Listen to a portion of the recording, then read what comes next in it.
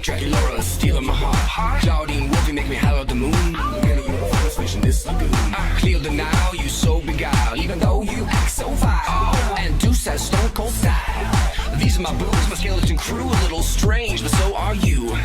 Don't you want to be a monster too? Oh, freaky just got fabulous. Hello, everyone, and welcome to One Control Port Podcast, episode 350. 350. Welcome. We're going to talk about video games today, as we do every day. Every day that ends with a zero. I don't know what that means. Every day that ends with a zero, December 10th, 2010, we'll talk about video games again. I'm shutting up. My mouth's just throwing random stuff out. Hello. We're here today talking about video games.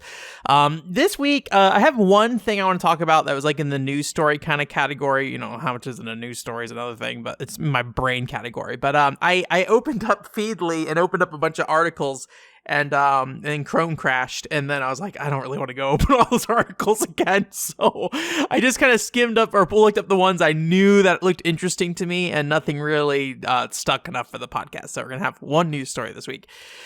And then I'm going to go through some general updates of some things that I've talked about over the last 3 months or so, or some things I haven't talked about in a while. Just kind of give you updates on those things. And then we're going to talk about the hit video game, Monster High Ghoul Spirit, everyone's favorite, on the Wii. I forget if I mentioned much about it last time, but I tried very hard to like this video game.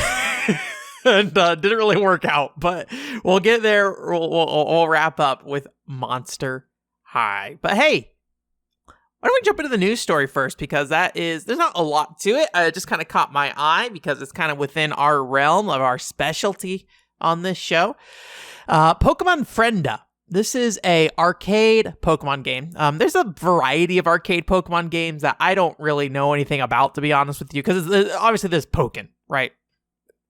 Say everyone knows about Pokken, but I imagine these days maybe Pokken is not so relevant anymore. But they have a bunch of different little like arcade games that I think have generally aimed towards younger kids and things like that, right?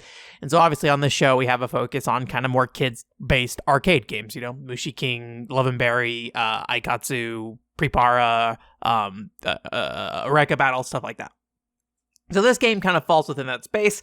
I think Pokemon has been in this space before. I just don't really know the details of it. So they may have had arcade card games before that I don't know about. Maybe this game is like a iteration on one. I don't really know.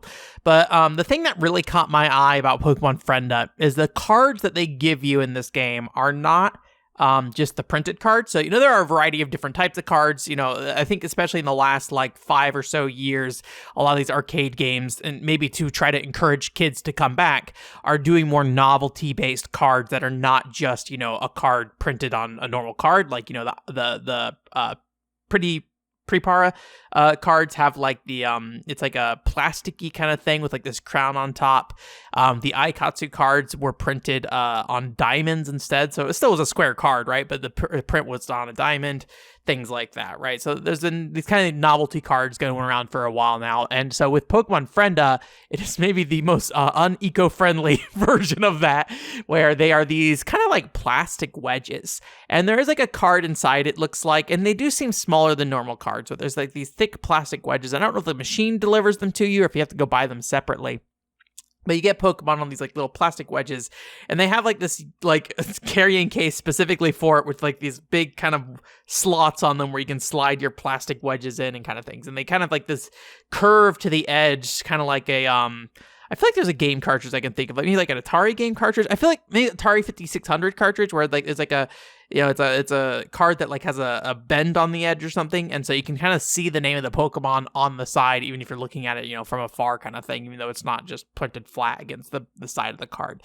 So it's got this kind of like nice look to it, but yeah, it definitely feels like it's fitting into that kind of like Eureka Battle space in particular. You basically pick 3 Pokemon, you put the cards on the table kind of thing. And then you, depending on which Pokemon you want to utilize on that turn, you push them forward on the table, basically. And that seems to choose what turn is. Keep in mind, these are games for kids, so how much it means for you to push a card forward versus just select the Pokemon you want. It's more about, I think, creating a physical experience with it rather than, necessarily saying, like, is this necessarily necessary? But I mean, that's a very arcade thing in general, I think. So you push the Pokemon card forward. And Eureka Battle has a kind of similar thing with its combat system. Well, I kind of jumped ahead of myself. So when you put a card forward, your Pokemon attacks, and then there's a roulette wheel that appears. And Eureka Battle has a similar thing where you select a monster you want to use, or rather, you put your 3 monsters in, and then they kind of like rotate between turns in Eureka Battle. And then a slot machine appears, and then you have like a series of abilities and moves that it kind of slots to. And depending on how your card's set up, you can have things on the roulette wheel that power up to the next level of attacks you have. And so a lot about Eureka Battle is like basically modifying your attack slots in different ways to kind of like, set different types of attacks at different levels and things like that. And I don't know how much like control you have over the slot machine in that game, if you can time it or not, but it's a very long kind of like press the button, it goes kind of thing, right? In this game, it's just a set of numbers, so it seems like it's probably the type of damage you're going to do or how hard you're going to hit or something like that. And then when you press the button, it seems to be pretty immediate. So it seems like this game is definitely trying to take a more direct approach. If you press the button, it's pretty immediate. And then they do have the kind of like slap the button kind of thing. Again, a lot of these kind of kids arcade games have this. Dragon Quest Crossblades also had this as well, where when you get into an attack phase, you slap the button a ton. It's like over and over and over again. So, and that kind of deals the most damage kind of thing if you press the button enough times, things like that. Basically a quick time event during battle. So it definitely kind of fits in that space. But yeah, the big thing that jumped out to me is just those cards being these kind of like thick plastic wedges and things like that. Personally, I don't think I have a lot of interest in it. I think even Eureka Battle, as much as I enjoy the look of Eureka Battle and the character designer for that series, it is still mechanically not the most interesting thing to me, probably, because it does seem to rely pretty heavily on random chance. All right, Oren fits into this as well. But I think once I play Oren, I'll be able to kind of suss out whether or not it's a space that I like to play. Because other games by the developer of Eureka Battle and Oren, Tokadol, you can select your moves. So there's a lot of control you have in a Tokadol versus their other games. And then Solomon Program, you don't control your monster directly, but you make a program of how that monster functions, basically. So it's like a grid that determines how a monster moves around the field and stuff. So you have control over what that monster does, even if you can't change it in that exact moment, except for there's a couple of exceptions. So anyways, Pokemon Frienda. I don't think any of those have really gotten localized. I think there's a Naruto card game that got localized and got like a location test. Here, I don't really know. Apparently, what are their names called? Retro City Games here in town. They moved one of their locations, and the new location's over by the Round 1. So I probably should run down by the Round 1 here at some point and just kind of check to see what's in there. I'd imagine the Naruto card game, probably not one of those things, but if there was a Naruto card game, as much as I do not care about Naruto, that would at least probably get me to go back a handful of times and play it for probably way too long and probably spend way too much money. So I'm really curious what the pacing of that game is from a cost perspective, because when I think about the Western games I've played that have cards, the pace of the gameplay seems incredibly fast in a way that seems like they're really trying to just print you a card and get you off the machine ASAP.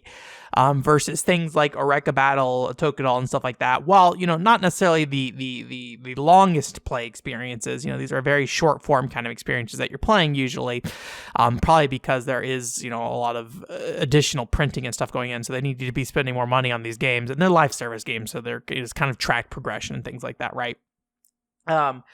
But things like the Marvel like card game, fighting game, and stuff like that, those seem to really want to get you off the machine ASAP and get you to put more money in and get another card kind of thing. So and then Minecraft Dungeons was not as bad about it. Minecraft Dungeons, you definitely got a lot more kind of bang for your buck there. Minecraft Dungeons is the game that I think probably out of the Western games I have played with cards, which I haven't played that many. I think Injustice is the other one, and I don't think I've played Injustice. And I don't remember if that dispenses cards or if you have to buy them separately. But Minecraft Dungeons, definitely compared to the Marvel game at least, definitely respects your time and money a lot more. So It's the only way I play Minecraft Dungeons in the arcade. So I wouldn't be surprised if someday I play Minecraft Dungeons on like PC or something, but it probably will be like after we get it for like dirt cheap in our multiplayer group or something like that. So anyways, that's it for news. Pokemon friend. My Pokemon. I need to play another Pokemon game. I got Pokemon Dash. I need to play Pokemon Dash at some point. More racing games. I haven't played any racing games recently. I feel like racing game would be good for me, but we got so many beautiful racing games like Excitebots. Excitebots. General update kind of stuff. So recently for the PCFX fan club, been trying to scan some stuff. There's some stuff I just haven't been getting to scanning, and I'm like, I really need to scan these.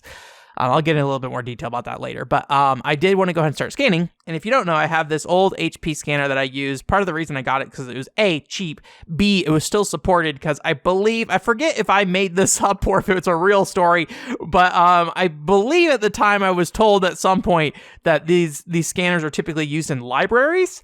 And so what would happen is these scanners that, are like old, like Windows XP, maybe Windows 2000s era scanners, they have decent quality scanning, and they would continue to be supported up, because a bunch of libraries were using them. And so I moved my PC to Windows 11 earlier this year around the holidays.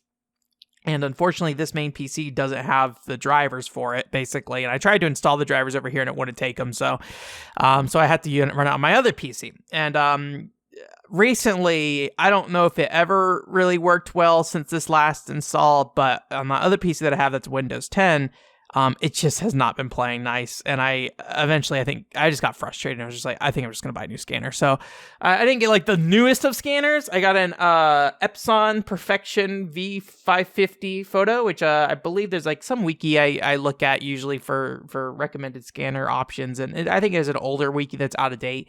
But, for what I'm doing, it had Windows 11 drivers. So I was like, okay, it's probably be good for me for a while at the very least. And it wasn't that expensive. I think it's like $100 and something bucks, $120 or something like that. So, and I was able to scan some stuff. So that was really exciting. The scan quality is also a bit better as well. There's some limitations with the previous HP scanner I had. So I'm happy so far with it. I've only scanned line art so far though, so I don't really know what it looks like when I use color and things like that. But I think probably sometime this weekend, the Blue Breaker packaging material hasn't been scanned and put on archive.org, and someone brought that to my attention a while ago, so I think I'm going to go ahead and try to get that scanned. It is a thick manual, and this is still a flatbed bed scanner, so... there are automatic scanners, and I had some conversations in the PCFX fan club about it a little bit, like the auto-feeding ones, and gosh dang, an auto-feeding scanner would be nice. There are some issues when it comes to quality, but I think generally for what I'm doing, it's not really that big of a deal. But the other thing is that, how do you actually, get them in there and scan them? And in the case of this particular line art thing that I scanned, it was a book that I cut with the razor to get to the art to get it flat. Because I tried just smushing the book in there, and you kind of get like, you're kind of like trying to preserve the book, but at the same time you get kind of the worst of both worlds where you damage the book and while you're scanning it, and then so it's like, so you're not only getting a worse scan, but you're also damaging the book you're using. So like, I don't know, I'm just going to destroy these books at this point. I would much rather have them digitized anyways than sitting in my house doing nothing. And I'm right now, at least I'm keeping the paper. We'll see, maybe I'll toss them at some point. Probably depends on what it is, but anyways, but I was pretty happy with it so far, but haven't done any color scans yet, so I'll have to kind of see how that turns out. But hopefully, the fact that it is a newer scanner, it's also able to work on my main PC, so, while I'm sitting here doing some garbage like editing a podcast or something, I can in the background be sitting there scanning some stuff, so I'm really excited about having a fresh new scanner. What do I do with that old scanner now? I gotta figure that out. Do you hoard it? Probably not. Probably should get rid of it. Anyways, so yeah. Final Fantasy 11 games I've been playing as well. I forget if I mentioned this. I know the last time I really had a big discussion about Final Fantasy 11 on this podcast, it was in relation to crafting, because I kind of got into like this hermit mode where I basically was just logging in, buying stuff off the auction house, crafting it, and reselling stuff and making money that way, which is very helpful. And having all that income and money has been helpful for making sure that I can keep progressing in the game. But at the same time, I had played for probably about 3 months without actually getting into a party very often. And I was logging in every day, checking on stuff, buying stuff, trying to get the best deals on things. And ultimately, it became almost like a mobile game grind where I was just like logging in daily to check on things. And I wasn't having fun anymore and stuff like that. So I kind of took that away away from me and said, okay, Final Fantasy 11 break until I'm ready to actually play Final Fantasy 11. And one of the things that Final Fantasy 11 has the real benefit for me is that it is something that I find to be a relaxing game. And why that's important to me is because, look, I love video games. They're great. I have a great time playing video games. I know people always ask the question of just like, well, are you really enjoying video games if you are analyzing them all the time? And is that the proper way to enjoy games? Is that the way you should be enjoying games? And I don't have an answer for you. I don't think I've found the answer for that question yet. I can say I'm enjoying myself. So, I think that's what the one thing I can say is I do enjoy myself, but it does introduce a level of stress. I was just playing Chaos Rings recently on PlayStation Vita on an exercise bike with no real intentions of doing anything with Chaos Rings. And I found that the story of that game was incredibly impactful for me, and I'm really enjoying it. It's like one of the best stories I have had in a game in a really long time. And it's a little challenging because the game itself is a little harder to get through. I found that, and so now it's just like now my brain's just like racing of like, do I want to do something with Chaos Rings? I love what's happening in this game narratively, and there's just a lot of really great things about the character relationships in that game that I really enjoy. And I would love to do something with that. But like that's something I didn't plan for that with Chaos Rings. That's just what happened. I played it and then it's just there. And then now suddenly I have this task in front of me of I want to express how I feel about Chaos Rings story. How do I do that? And it's one of those things that I probably should do in a scripted manner, right? So it's a big challenge. So Final Fantasy 11, eventually I want to do something scripted for Final Fantasy 11, but that game moves so slow, nothing's happening anytime soon. So I can just log in and have a good time for a while, and maybe I'll think of something, but I am nowhere near at the capability to talk about Final Fantasy 11 the way I want to talk about it yet. And I'm glad I've committed to it generally, but that just means what happens is I log in and I like hit a crab for 3 hours. Hit crabs, I should say. You're killing multiple enemies, and that's just like, it's a good time. I'm interacting. It's like whenever you get in a party in Final Fantasy 11, it's like getting a little chat room, having a good time with people. And each party's a little bit different. Each group of people is a little bit different. There's a nice like dynamic feel to Final Fantasy 11 of just like, you're not really meeting new people, but you get kind of the joy of meeting people a little bit. Just like, with 6 people suddenly having to come together and like, cooperate with one another. I'm playing Horizon 11 specifically, so it's built around that. Where if you play modern Final Fantasy 11, you're not really going to get that, or at least I do not anticipate. I shouldn't say you're not going to, because I don't know a lot about modern Final Fantasy 11. But I think a lot of things with convenience, convenience can breed isolation, right? I think that's kind of a big thing. If I were to sit down and think about it, so.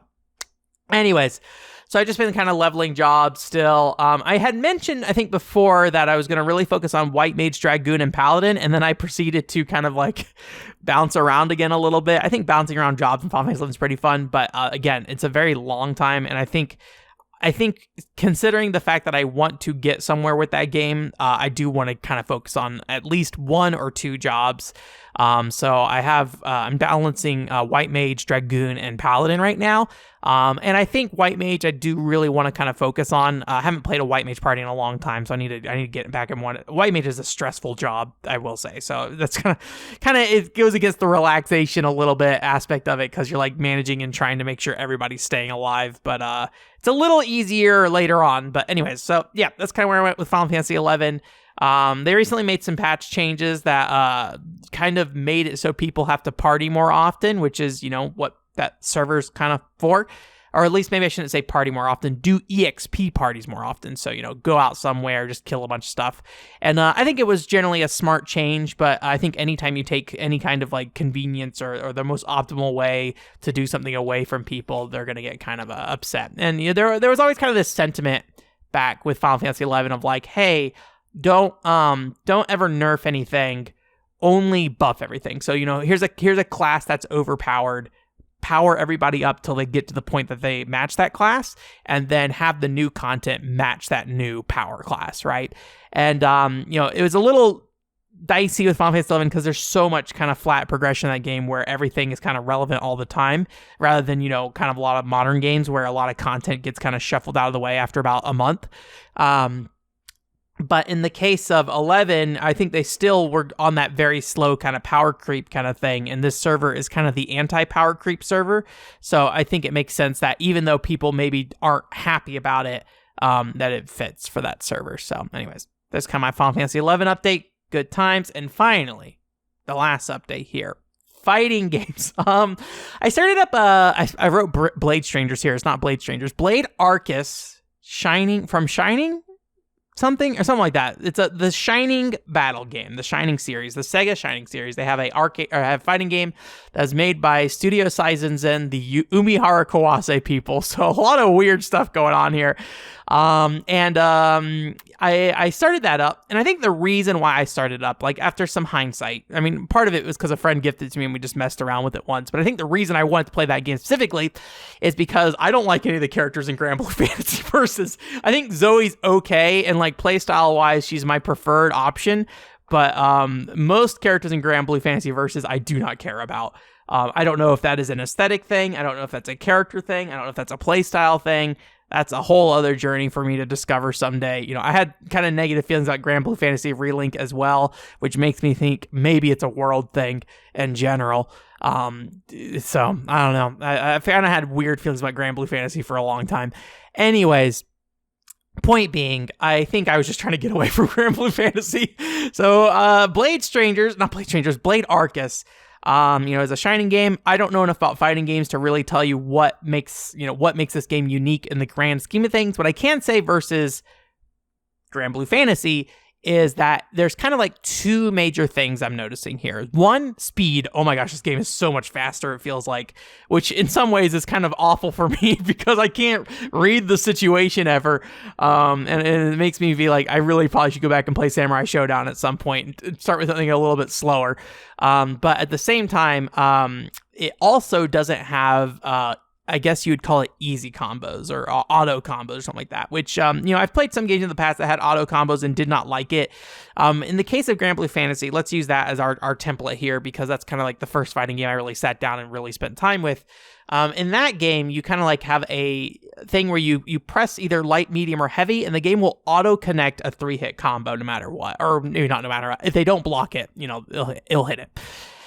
And so what that means is you get a lot of time to kind of sit there and do a few things. One, you can kind of recognize your hit confirm. You can say, okay, I hit this person.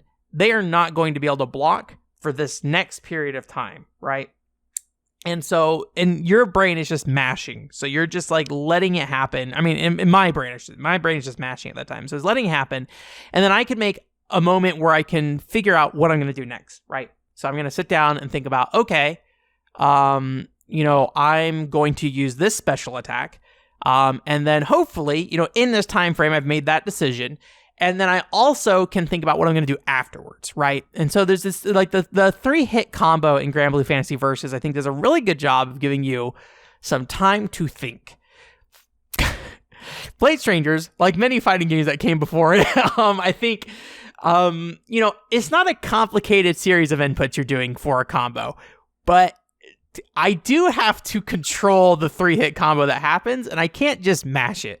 I have to do light, medium, heavy, basically. I believe that is the 3-hit combo. I don't know if you can mix that up at all. In my head, when I think of a Street Fighter style combo, it's light, medium, heavy. Light, medium, heavy. And a basic combo. And, what you do from there kind of depends on what you want to do with it, right? And so I play a character, I think her name's Pyron, and she has this like really good leg sweep.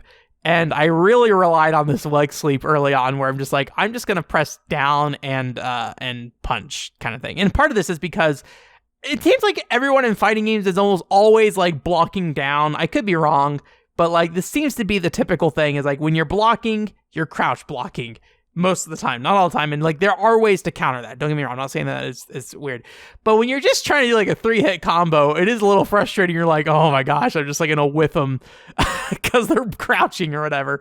I don't know if this is also true for for Grand Blue Fantasy or not, but so you're like, oh God. So you're like, you say it's like, okay, I'm going to press down.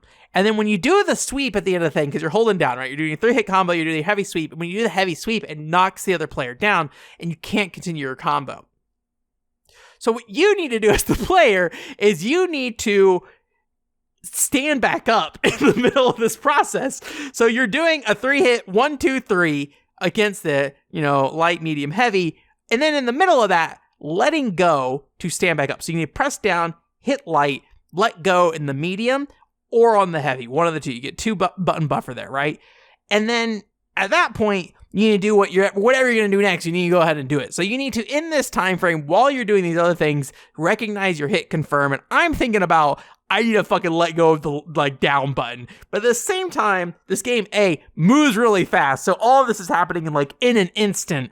And I need to be like, okay, I hit somebody. Okay, I need to do a special attack. And it's just not happening. And I've gone in training and I've just sat there and done it. And I'm just like, I haven't spent a ton of time in training. I'd say I probably spent like an hour in total in training for this game. So barely anything, I'm sure, in the grand scheme of things. But for me, compared to Grand Blue Fantasy, that is already a significant amount of more time in training. And I can get it down. And then the second I get in combat, it's just like, okay, the fact that I have to register whether or not somebody even blocked is number one issue. Because if you go ahead and just let it go and just go through the whole thing, you're going to burn whatever resources you have because these special moves require energy, right? And then B, you're going to be open. So it's all right, well, I don't know what to do. And so I don't know. I don't know if it's just the game speed thing or if it is me failing to function in a scenario where I have to make the combo happen, right? The basic combo happen. So I don't know where the issue is in that regard. And it is incredibly frustrating and I get tired of it. And I think what happens is I'll be playing for with a friend for 2 to 3 hours because there's nobody playing this game. So I'm playing as one friend mostly. And we play for me an hour, 2 hours, 3 hours, something like that. And I feel like I have dreams for about 15 minutes of just what I'm going to do.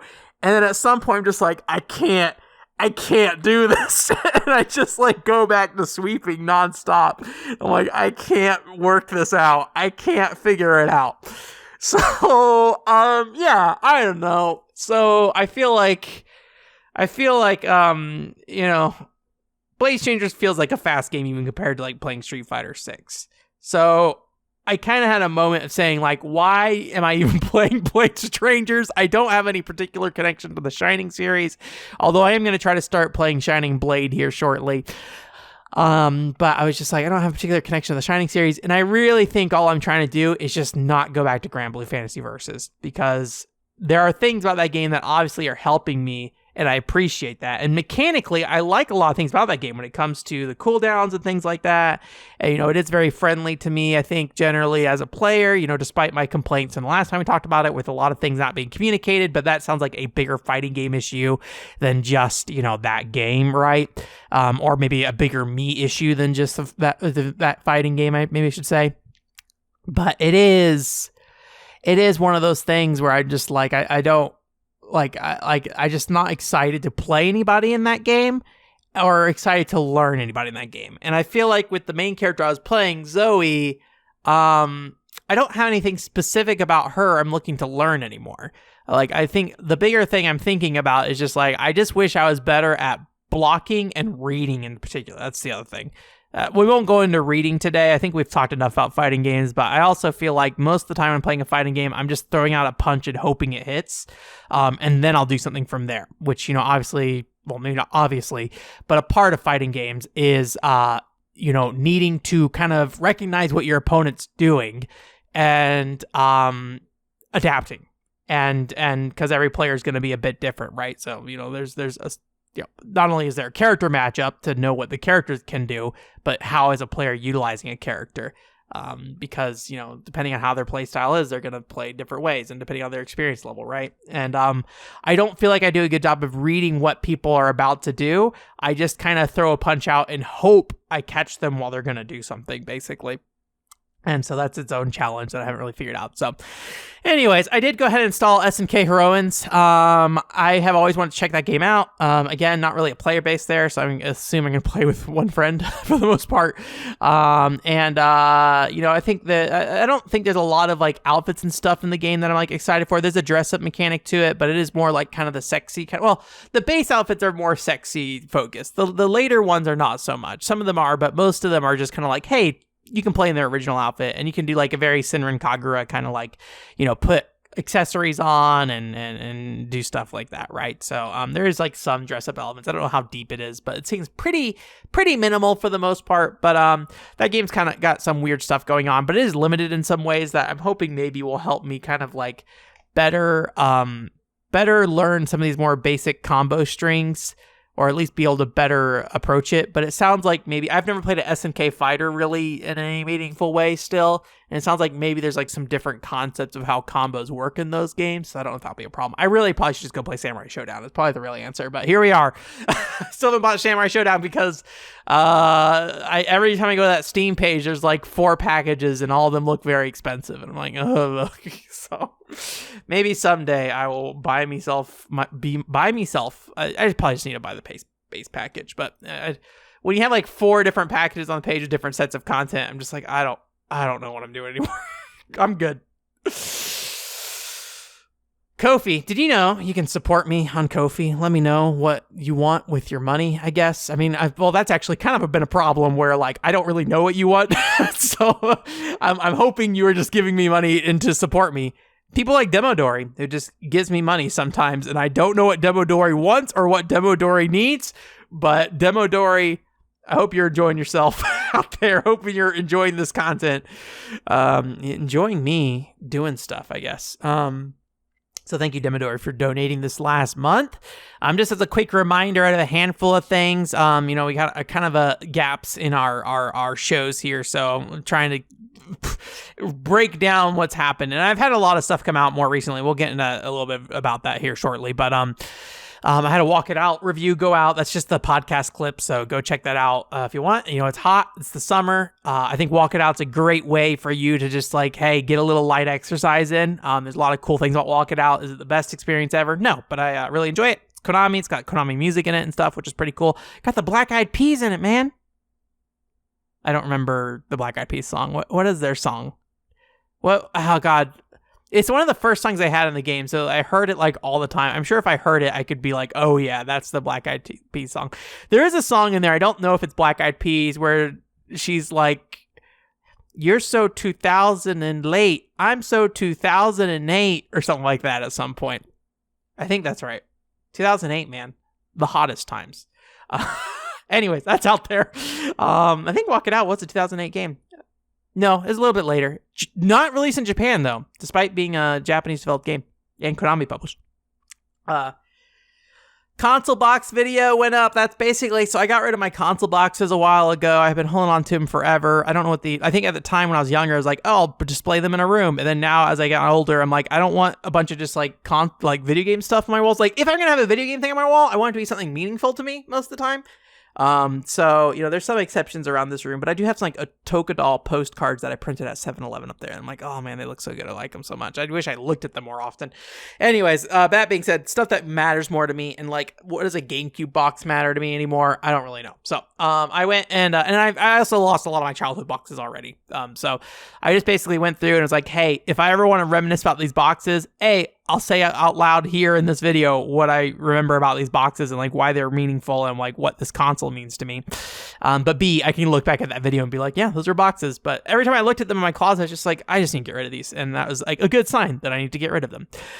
Quick side note, I won't spend a lot of time on this. I had a Dojin video come out for a game called Blue Geometry. I published it initially, and then I realized looking at the developer page, they were like, please don't publish videos of this game because it's not technically a done game yet. So I did unpublish it from YouTube. It's unlisted. However, on the hit website, onekickshort.com, you can watch the Blue Geometry video. So go check that out if you want. Mochi Pound is coming up, I think, next week. And that is a Dojin game as well. It's about ending humanity with delicious mochi. So check that out. I have a Hot Pot Gaming episode coming up for the next week's podcast. So go check that out when that comes out. It's going to be with Snowy Area. where we talk about Kusoge. So check that out. Alex Rider Stormbreaker is also coming out that week. Very excited for you to listen to me talk about Alex Rider. Alex Rider is a video game. I am very glad I experienced Alex Rider in my lifetime. So, anyways, all that stuff. It's a lot of stuff again. I've got kind of quite a bit of stuff planned out till September here. I think part of that was me just kind of filling time because I was kind of getting over some, personal issues and I was having more free time. And so I was able to just kind of like dump time into whatever. I'm trying to balance things a little bit more. Part of this is also trying to make sure that I'm attending to the PCFX fan club in the way I want to, things like that. I do feel like there are things about the PCFX fan club I am a little disappointed by in terms of just my participation in it. So I kind of sat down and kind of mapped out what I want to be doing where. And right now in my head, I'm sure this will be flexible and will change over time. But in my head, basically, I would like it to be kind of 50-50. 50% of my time dedicated to things that are like PCFX related, 50% of my time dedicated to things that are one control port related. And then so within one control port, I basically have it like 50-50 that time. So 25% of my time on main one control port videos, 25% of my time on OCP plus stuff kind of thing. So I'm sure they'll be flexible. Each of those are going to move around depending on what's going on. But the big thing I want to do is just make sure I am continuing to engage with the PCFX in a way that can help that group continue to kind of, move and I can develop, that whole space the way I want to develop it. I feel like I've kind of taken the burden of kind of like helping with the PCFX image, and I feel like I wasn't really living up to it. So that's part of my goal. But, also I have to make sure I balance being a human being. So, so that's the other thing. So in really just saying that, I'm just letting you know when it comes to OCP Plus stuff, it may slow down. But I think until September, you'll probably at least have a pretty steady flow of stuff coming out for a while. Anyways, thank you again for supporting me. If you do decide to donate to me, one thing that might be helpful is just letting me know, like, hey, if you donate to me, let me know what you would be interested in terms of just like where you would want those resources to kind of go. Right now, I have it all kind of pointed to the main video content. I don't know when you donate what you're coming in for. So, if you can let me know, that's awesome. If you don't care, you don't have to care. Don't worry about it. But good to know. Anyways. The finale, we have a video game here called Monster High Ghoul Spirit for the Nintendo Wii. I picked up this game because I was talking to Princess Pokey, good YouTube channel, go check her out, about Bratz games, and Princess Pokey likes Bratz games and dolls games in general, and I realized I really don't engage with the space very often, and I think part of this kind of comes from a bias I have against Japanese games, where I prefer Japanese games over Western games, and I don't like that bias, so me getting this game was kind of me trying to tackle that a little bit, because it is an aesthetic I still like here. It's got this kind of cool monster movie, high school kind of feel to it. I think the girls in this game are like the kids of various like monster, movie icons or whatever. And so it's got this kind of cute look to it. And I generally like that kind of like Halloween kind of, I don't know, Halloween's a weird word to use, but that kind of aesthetic, vampires, zombies, all that kind of stuff. I generally like how it looks. So I really want to kind of like overcome my bias with these kind of games.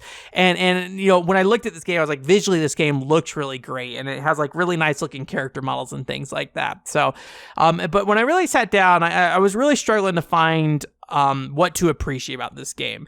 Like I said, aesthetically, I think there's a lot of really cool things here. It also has that kind of like late 2000s teen vibe. You're the new girl at high school kind of thing, and you can kind of create your own monster. You got yourself a smartphone shaped like a coffin, and you meet up with various friends and teachers and things like that and help them solve problems all around the school and stuff like that. And one of the really cool things about this game is that it's a fully 3D rendered school here. So you can kind of go around this school. Maybe the outside's a little light, but generally inside the school, all these classrooms you can walk into. You have all the halls you can kind of go around. So it feels like a real space in terms of being able to navigate this school and really kind of see around it kind of thing. And the NPCs are just kind of doing random stuff. There's also like a relationship mechanic that kind of comes out, which makes sense for like a high school game. Managing relationships in any kind of like high school or workplace kind of thing is something that I think is kind of a fun thing about these kind of like sim games to some extent, if you want to call this a sim game. And so like for the first 10 minutes when I was seeing all these things on paper, I was like really excited for what I was seeing. But I think my enthusiasm started to really kind of drop over time. Since a lot of the things I've talked about so far already, I found to be kind of shallow overall. So, but to kind of start with a good kind of side of this, like I mentioned earlier, I think the character models of this game look really nice. I think I don't know the characters super well. I've never watched a Monster High thing or anything like that, but visually as a fan of the Wii, I think these characters look really clean. They seem to represent the characters that I see on the box art and stuff. And, it's got this kind of colorful look. And again, I generally like the style of how this game looks kind of thing. And I appreciate that.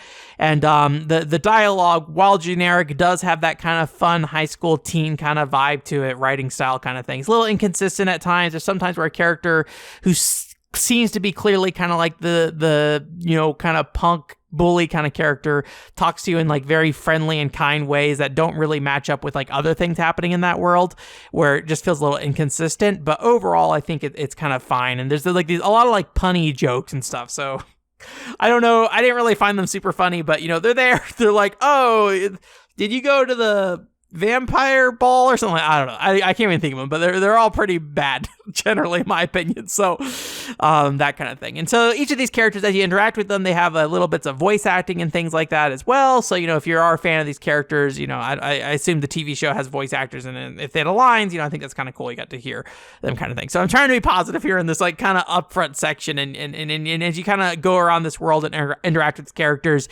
you follow their little storylines. You're helping them out and things like that. And so you kind of get this little moment with the character. You're like, oh, this girl needs help with like preparing for her swim meet, or this girl's trying to dodge a test, right?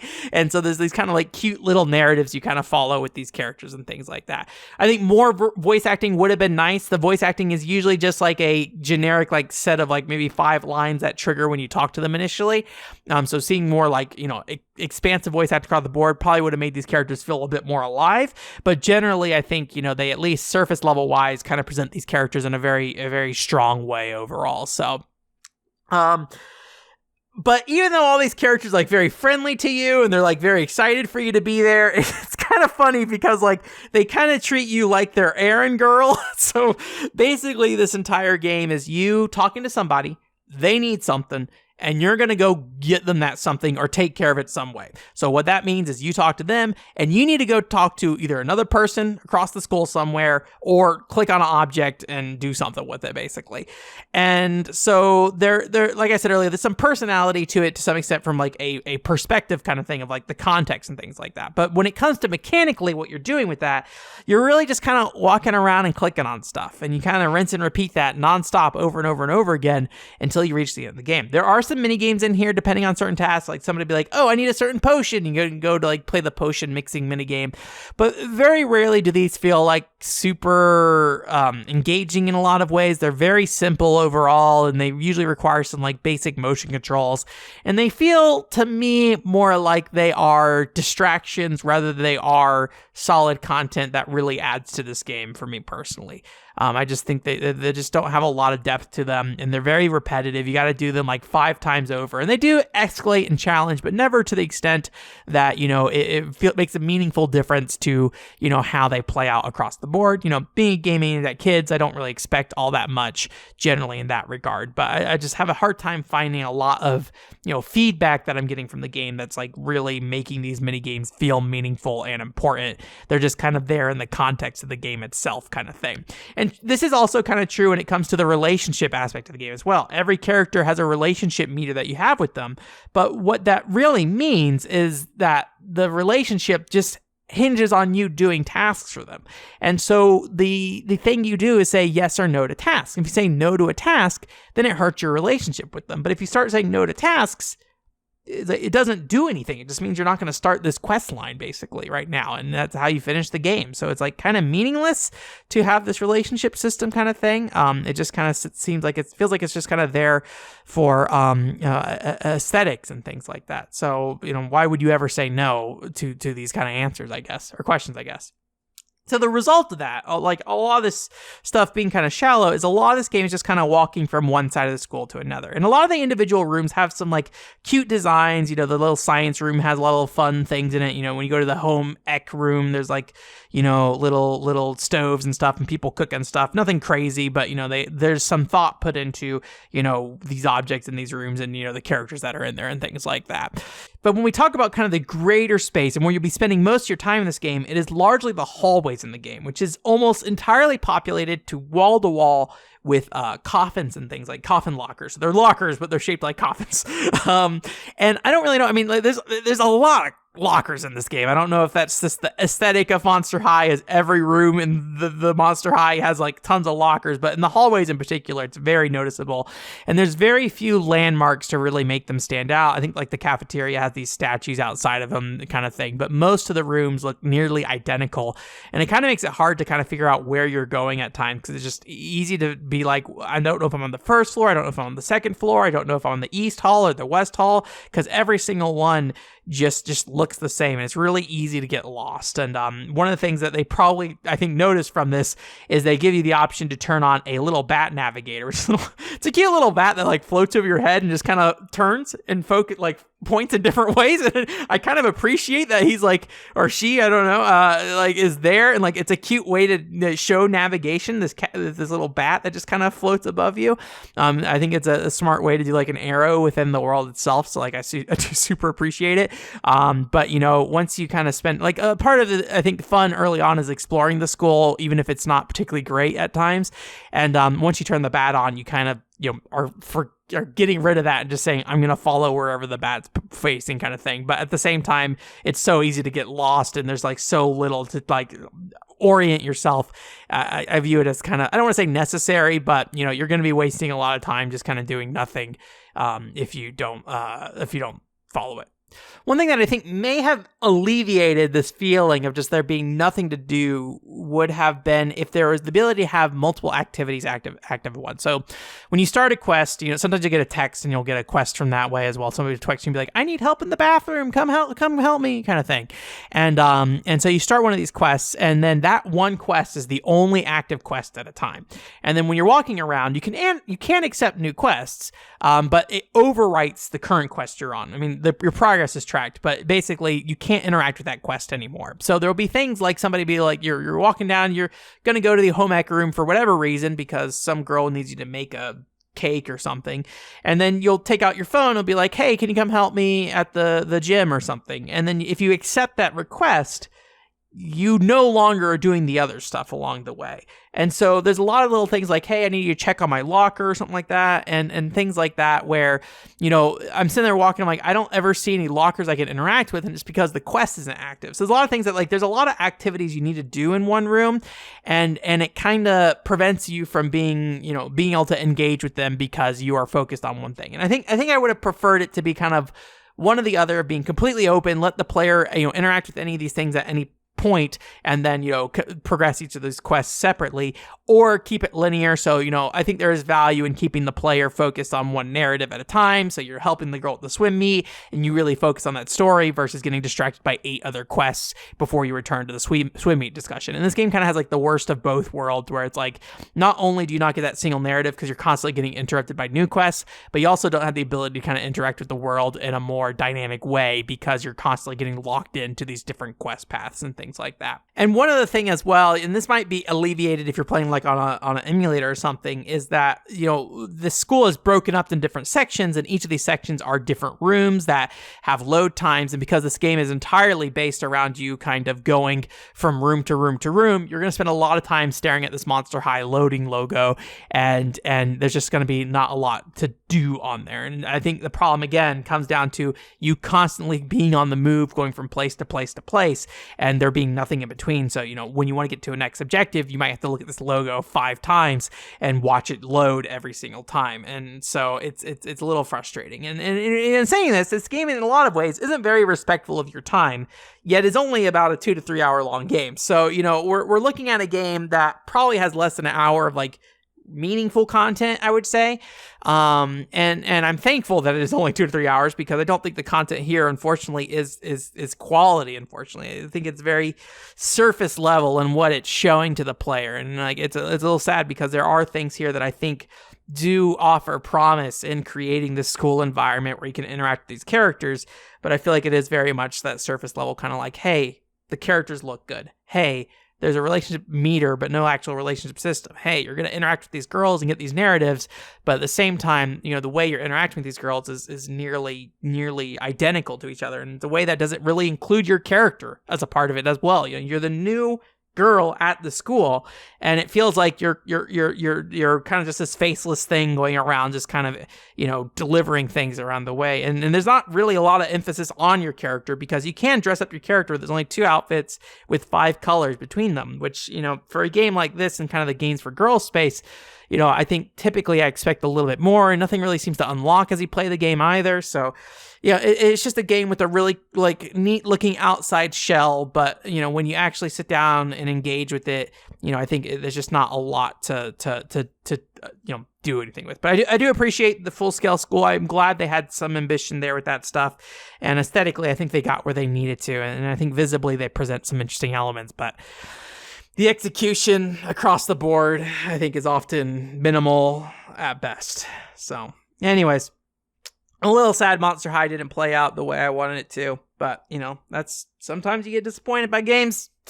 Even I, at the very least, I don't have lingering regrets about Monster High versus Zensus. Am I ever going to let Zensus go? I mean, I don't think about Zensus regularly, but when I think of games I'm disappointed by and then haunts me, it's Zensus. And no, I don't think I have any further thoughts on Zensus at this point. I wish I did, but I think Zensus is something. It will be a long journey for me. There's a lot of other things I think I need to do before I can look back at Zensus and be like, yeah, that's why I don't like it. So I know there's a lot of things I can say about what I don't like about it, but there's a lot of things I don't feel like I have described well enough. So anyways, that's it for this week. Thanks for coming. Again, Hot Pot Gaming Podcast next week with Snowy Area about Kusoge. Check that out. Again, if you want to put comments on that video, if you have any thoughts or feedback on any of that stuff, whether it be the format of the show or the discussion we had and stuff like that, I'd be really happy to hear about it. That is a newer show, and I am, interested in hearing what you guys have to say about it. There's a lot of things on the back end that make it a really exciting thing to work on. But I just would be happy to hear you guys think about it, I guess, because it is a learning process for me. Every episode feels like I'm refining it better. Obviously you guys have not seen all those episodes, but I feel like the conversations I've had keep getting smoother and smoother and smoother across the board. So area one's a little challenging. I had to do a lot of editing for it, but I think I noticed some things about myself when I was watching that video, where I was like, for some reason I just like to blurt out random games and be like, hey, Alex Rider Stormbreaker, baby. And it really, it has a vague connection to what we're talking about, but maybe way too often I do that. And so I'm trying to cut that stuff out of that episode, or I did cut a lot of stuff out of the episode to just kind of focus us on more specific topics. Area, I think to some extent maybe has a little bit of the same problem, but at the very least, Area is my guest on the show, so she should be the focus. So rather than me just being like, yeah, I'm gonna talk about Alex Rider Stormbreaker for the 5th time across my 8th piece of content. That's how math works, right?